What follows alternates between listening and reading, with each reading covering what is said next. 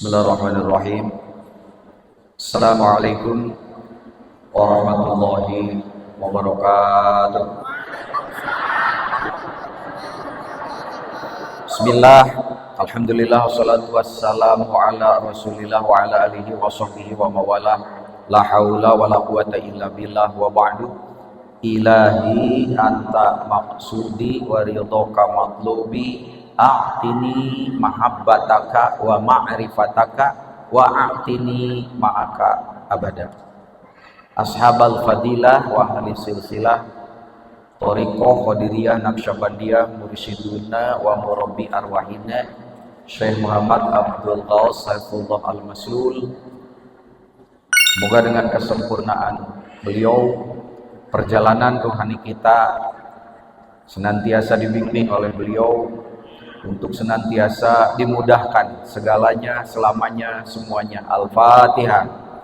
A'udzubillahi minasyaitonir rajim. Bismillahirrahmanirrahim. Alhamdulillahirabbil alamin arrahmanir rahim maliki yaumiddin. Iyyaka na'budu wa iyyaka nasta'in ihdinas siratal mustaqim. Siratal ladzina an'amta 'alaihim ghairil maghdubi 'alaihim waladdallin.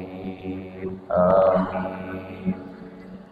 Yang Allah muliakan, para wakil talqin, sesepuh dan seluruh jajaran dari TKN Purwakarta yang hadir di sini, yang dengan jerih dan juang beliau, alhamdulillah, ya, manakib kita ini senantiasa berjalan, pasti oleh Allah dicatat sebagai amal soleh. Amin.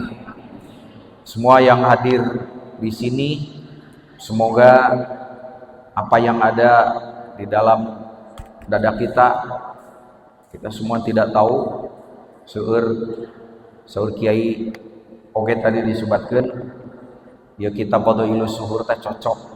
Salah sawiosna sabab urang keur loba musibah, loba kasusah, loba kabingung, kanyeri, kapeurih, katugenahan, kanalangsaan, boa-boa ngaji di dieu ge sesa pasea jeung salaki, terus datang ke masjid, atap datang ke dieu teh mararanyun we, cirina susah.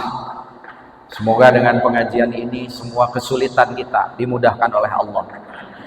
Amin. Jamaah rahimakumullah. Bulan ini bulan Rajab. Tadi hebatnya bulan Rajab, apa yang harus kita capai? Yang tiga itu tadi. Satu, usahakan kita mengejar ridho Allah, rohnya itu kan tadi. Jimnya itu apa tadi Ki? Ya, jimnya itu semoga kita itu menjadi orang yang aljud, jud teh berehan, ulah koret kedeput rekel jahe keket mengkene, bahasa Arabnya buntut kathir. Ya, karena ternyata rezeki itu begitu. Kalau mau rezeki cepat datang, nah yang ada itu segera dibagi, dikeluarkan. Jadi nu kadahar mah insyaallah jadi tai, nu disodakohkeun itu yang akan mengundang teman-temannya. Ai urang mah lain. Kekereueuh terus. Tungtungna di dahar, ya jadi tai. Kenapa yang lain tidak datang? Karena tidak kita sodakohkan. Kalau tidak kita sodakohkan, dia tidak akan menghalau-halau yang lain supaya datang. Makanya jangan khawatir dengan sodakoh. Justru sodakoh itu akan mendatangkan rezeki. Sementara kita mah kebalik, yang disodakohkan 2.000, halo, ayo rezeki pengen pada datang. Yang 2.000 mah sama dengan KWC atuh ibu. Mata rezeki nanti kelas WC. Ya, itu rahasia sedekah aljud. Nah, nanti ada 3 tuh orang yang begitu. Ada yang dikerewek we kumanehna sorangan. Dia merasa bahwa rezeki itu hanya untuk dirinya karena hasil keringatnya. Maka yang begini-gini tidak akan ditambah rezekinya oleh Allah. Ada yang aljud itu yang 50 disedekahkan, 50 lagi untuk dia. Nah, ini yang sudah mulai naik grade-nya. Bahkan ada orang yang kalau dapat 100 dia menyisakan 25.000, yang 75-nya itu yang disodakokan. Iya nu tereh beunghar. Iya nu tereh beunghar. Itu yang kelas al-jud itu. Karena itu semoga dengan bulan Rajab ini kita mendapatkan satu lagi yang paling penting di bulan Rajab, yaitu sholat. Ibu, ini semua kita akan dihisab oleh Allah. Ibu dihisab, ditanya oleh 2. Kalau bapak-bapak 3 yang akan ditanya oleh Allah. Kalau ibu-ibu 2. Pertama, an sholatiha wa an haqqi zaujiha. Jadi yang pertama kali dihisab dari ibu sepanjang ibu hidup, pertama sholatnya, yang kedua ngaulaan kasalakina. Lo kiai da abdi mah jomblo, bae nu jomblo mah tong diomongkeun. Kiai abdi salakina geus maot, apan pernah punya? Pada saat rumah tangga sedang ibu dengan ibu, itu akan ditanyakan bagaimana ibu ngaulaan ka salaki ibu. Apa ya ngaulaan itu bahasa Indonesianya? Kalau bapak-bapak 3 ditanyanya, 1 sholatnya, 2 menunaikan hak dan kewajiban kepada anak istrinya, yang ketiga tentang apa yang pernah dia kuasai. Misalnya apa? Punya jabatan, ya, punya kedudukan, punya pekerjaan. Itu 3 perkara yang akan ditanya. Tapi kalau kita cek dari dua-duanya, yang pertama kali dihisab itu sholat. Kenapa sholat? Awas. Karena ketika kita meninggal, masuk ke alam kubur, ada yang disebut dengan istilah tajassum al-a'mal. Apa itu Kiai tajassum al-a'mal? Tajassum al-a'mal itu seluruh amal-amalan ibu, pekerjaan ibu, kelakuan bapak itu dijisimkan, diwujudkan pada saat masuk di alam kubur. Jadi apa Kiai? Tergantung. Kalau amal-amalan baik, maka dia akan dijisimkan menjadi wujud-wujud yang baik yang akan menemani kita sepanjang di alam kubur. Kita takut, dia akan menemani. Kita kelaparan, dia yang akan mengenyangkan kita. Apa tuh amal-amalan baik? Bagaimana kalau amal-amalan buruk? Amal-amalan buruk ibu, pas saya jeung tatangga belum pernah minta maaf. Kasalaki belegu, ka anak harak, boga rejeki koret, banyak tetangga yang tersakiti. Itu pekerjaan amal-amalan ibu yang buruk, begitu masuk ke alam kubur, itu akan dijelmakan menjadi apa? Menjadi hewan-hewan dan makhluk-makhluk yang menakutkan, yang belum pernah kita lihat di alam dunia. Bahkan di dalam kitab Fadailus Syuhur ya, ada satu kisah yang bercerita di alam kubur itu bagi orang yang khusus melalaikan sholat, ada yang namanya ular Syuja'ul Aqra di Fadailus Syuhur, yang dia pekerjaannya menyiksa, menelan orang yang lalai sholat. Ditelan, dikeluarkan lagi, mengeluarkannya dengan cara yang keras sekali, sampai kalau dimuntahkan ke tanah, maka tanah itu akan tembus ke bawah. Itu yang tidak sholat. Bagaimana dengan amalan-amalan yang buruk itu? Dijelmakan menjadi hewan-hewan yang menakutkan. Di sini kan saya yakin nih, ada ibu-ibu yang takut sama kecoa, cung, nusieun ku cucungu, tuh, tesieun, kuhileun, kuorai, ku duit. Oh ngomong mun aya ibu-ibu sieun ku duit, kudu karupa sakit jiwa apa.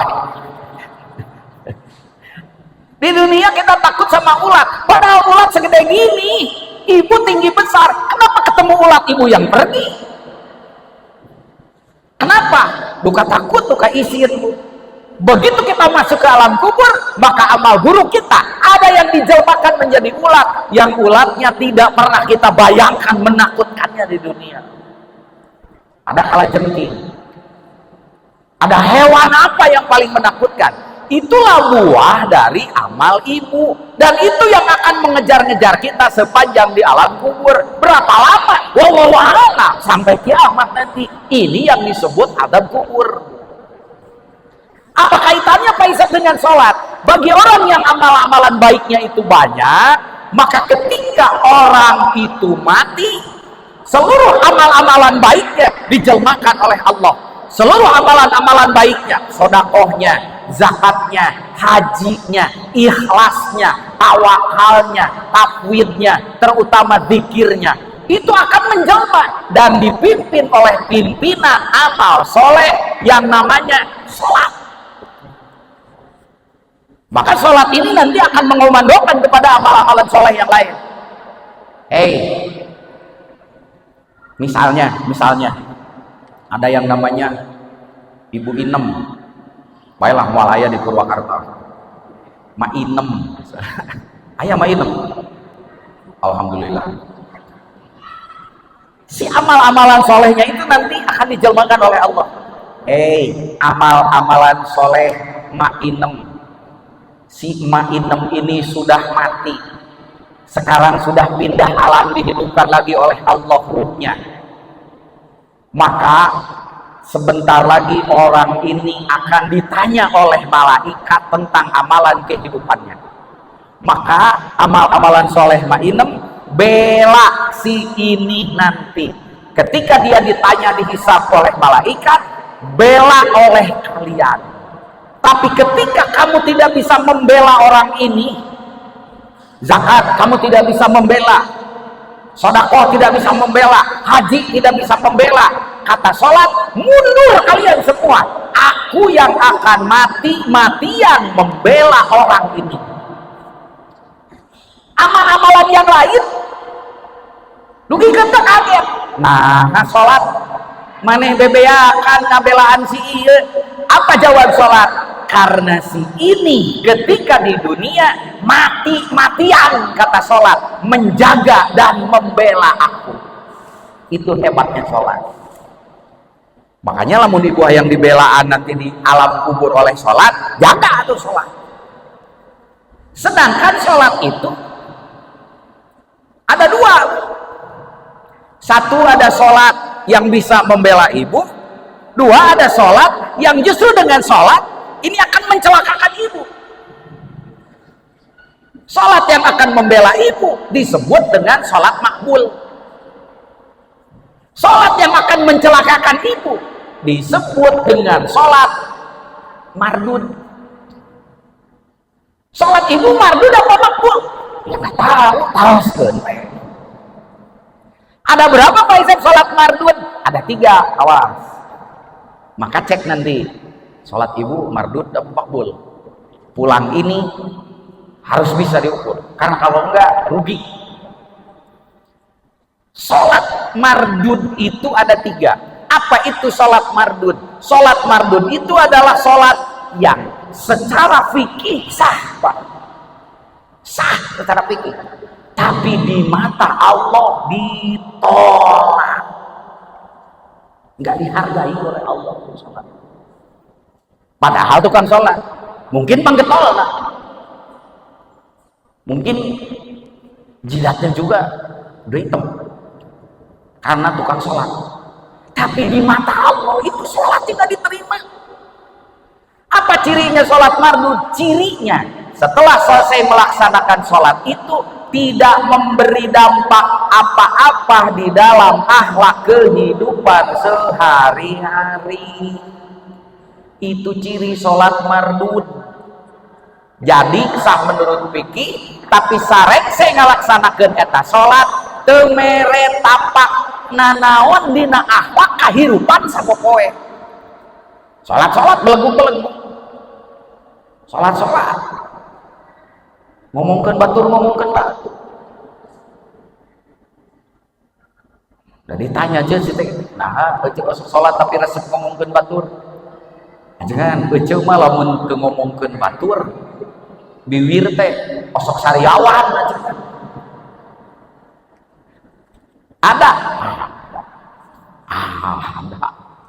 ada sholat nggak goreng batur bahkan dia provokatornya tapi itu kan sholat ketahuan. Pak Isep kan sholat mardud ada 3 ya, apa itu? 1 sholat sahur, 2 sholat kusala, 3 sholat muka'aw wa tasbiyah. Awas, mana sholat sahur? Quran surat Al-Ma'un, wailul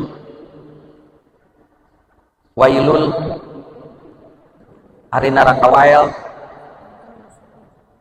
eta keur jelema anu sok fawailul lil musallin ari neraka wael eta keur jelema anu sok salat ceuk nu tara salat dengekeun berarti nu asup kana neraka teh anu sok nya meuning aing atuh henteu ceuk salah kieu ceun tara salat sabab ieu ayat teu diteruskeun. Lamun ieu ayat diteruskeun neraka wae keur jelema anu sok salat nu kumaha salatna alladzina hum an salatihim sahun. Hiji tah salat mardud teh salat anu sahun. Kumaha salat anu sahun? Alladzina hum yuraun, anu salatna teh yuraun. Yuraun itu apa? Salatna sedikit saja ingin dilihat dinilai oleh manusia. Aikeur teu manakib mah da tara salat sunat. Aikeur manakib mah lengkap ya lumayan lah, mudah-mudahan we bukan salat yuraun. Komo lamun aya abah mah salat mah di ditu yang katingali aya nu salat di luar Bu pas Allahu Akbar ngareret wah teu katingali pindah ka hareup ka dinya ditolak Allah sami Allahu liman hamidah yuraun. 1 sedikit itu tapi itu tergelincir di atas. 2 salat kusala itu alladzina idza qamu ila sholati qamu kusala, itulah salat orang munafik malas-malasan karena salat. Dalam eueuh manakib mah untung we aya manakib dalam untuk boga hutang mah tara getol salat mata ku Allah teh dibere gede hutang we supaya salat gitu. Sampai salat itu ada rasa males. Salat duhur itu tos temer ka asar, salat asar geus temer ka magrib, lohor encan magrib encan jeung isya dihijikeun tungtungna dijama ngaranna Jamaluddin da begitu sakali ku salat malas-malasan itu salat.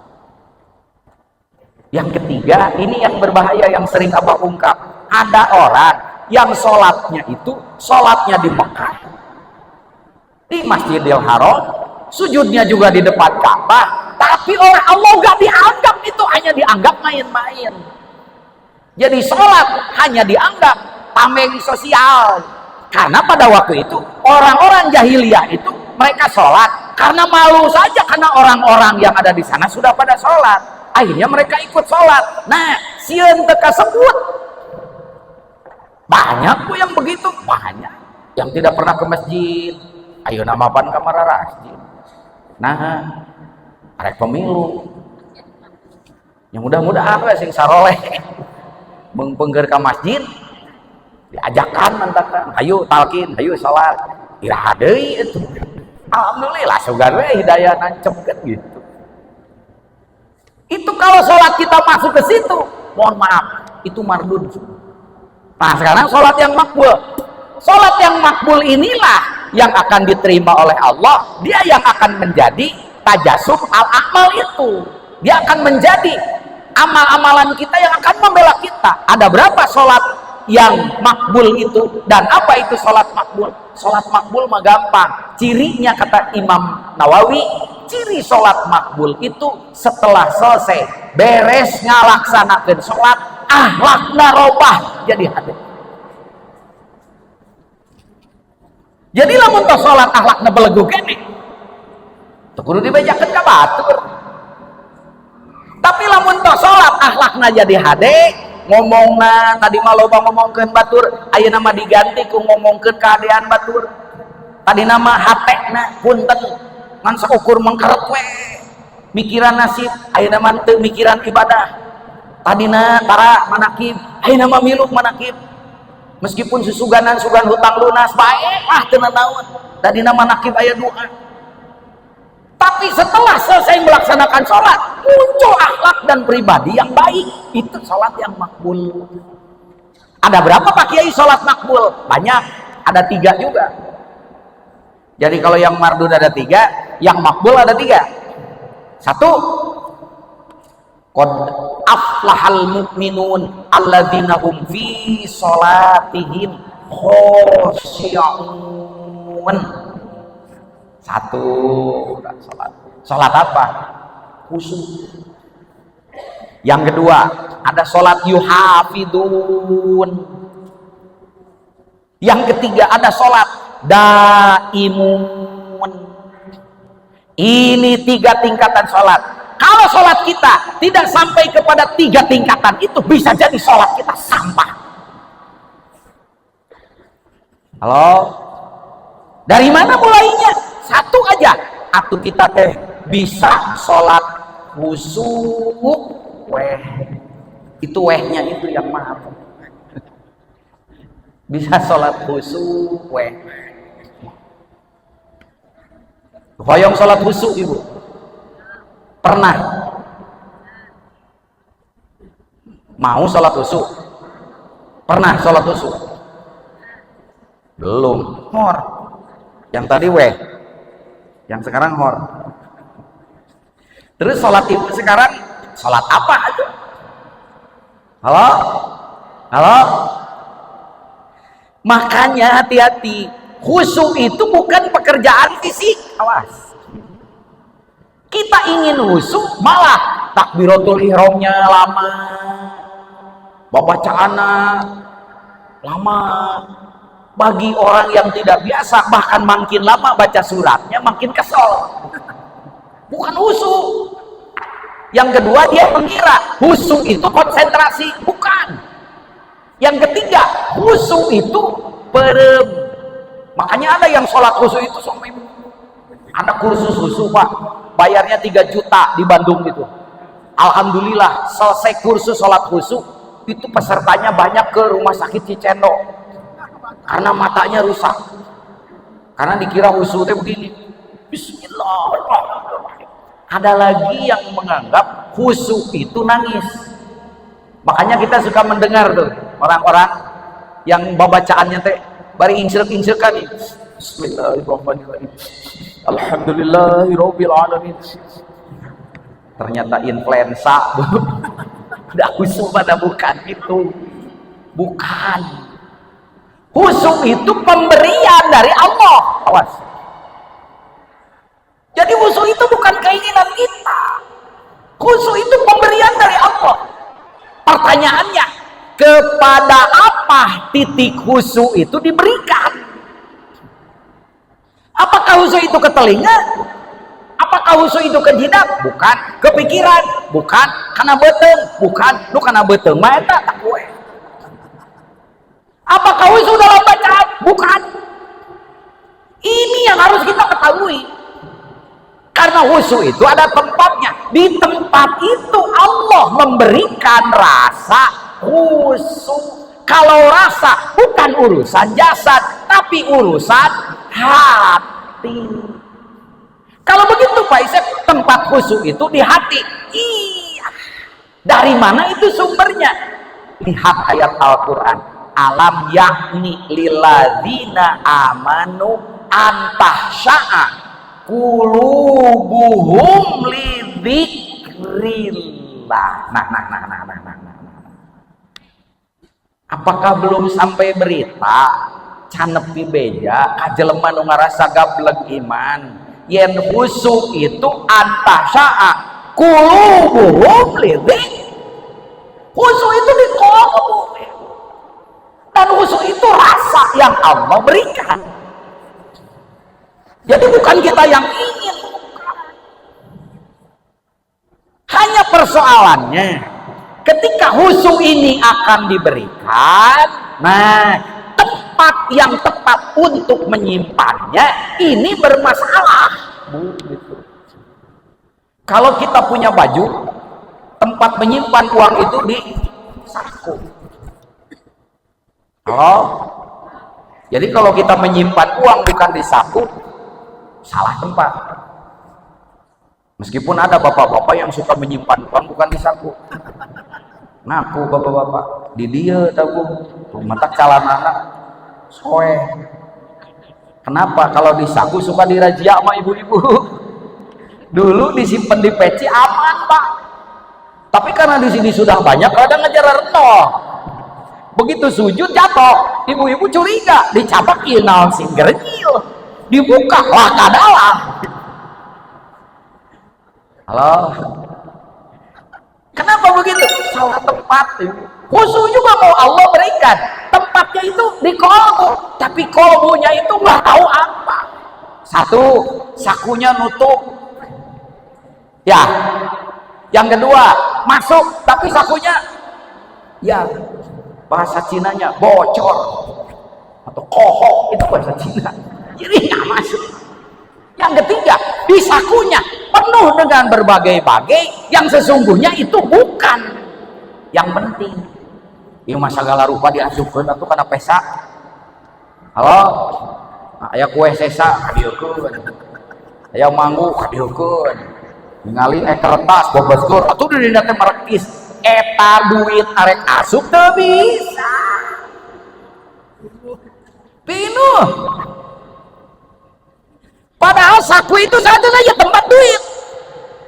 Ini segala macam dimasukkan ke saku. Apa bedanya dengan hatimu? Makanya kata Sayyidina Ali, qalbul mu'minin baitullah. Qalbunya orang mukmin cukup itu Allah saja isinya. Maka ketika Allah isinya, Allah kasih khusus langsung ke situ. Ini nggak bisa, ibu nggak bisa. Nah, kalau begitu, kita sudah tahu tempat khusyuk itu diberikan oleh Allah ke kolbu. Maka bagaimana caranya kita mengontrol kolbu kita? Kosong nggak dari selain Allah? Itu satu. Itu sebab kolbu itu macam-macam. Ada kolbun marin. Kolbun marin teh pesak nu merekis, anu eusi nate lain, anu bermanfaat, gering teh. Siapa yang disebut ano, jadi segala diasupkan karena pesaknya. Padahal itu bukan sesuatu yang dibutuhkan.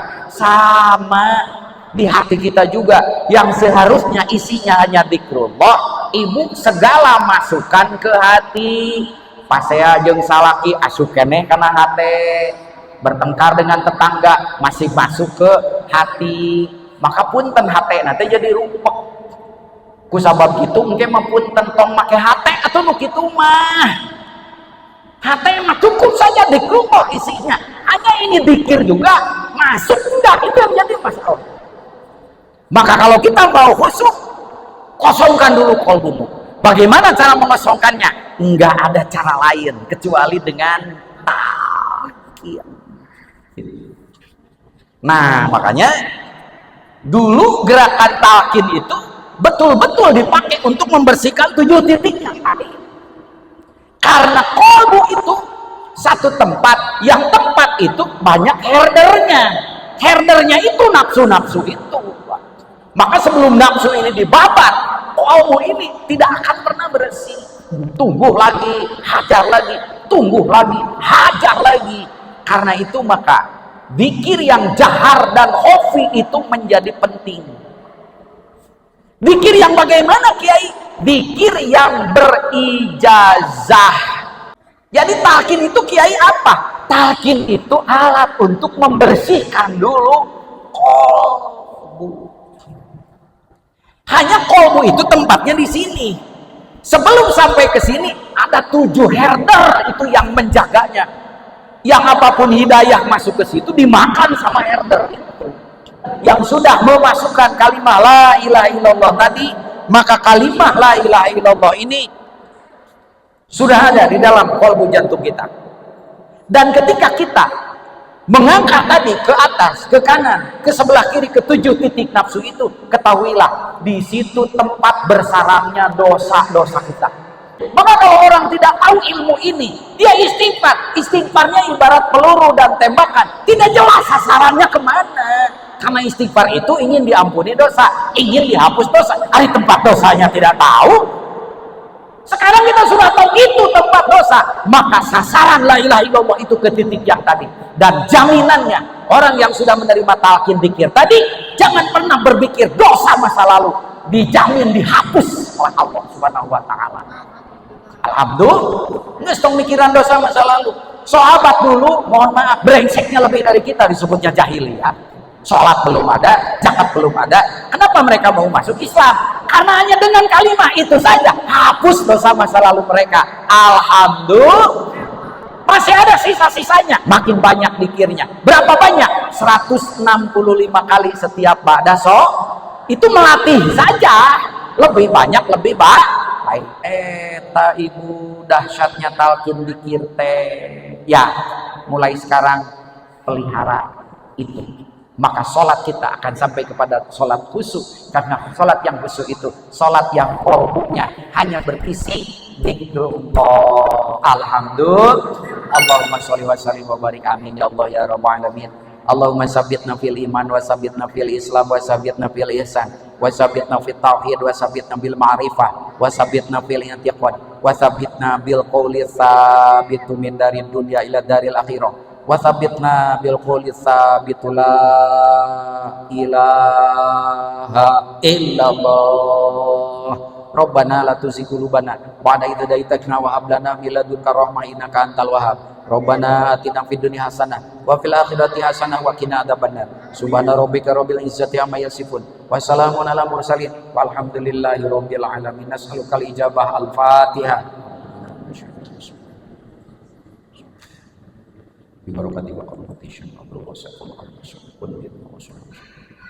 Wabillahi taufiq wal hidayah. Assalamualaikum warahmatullahi wabarakatuh.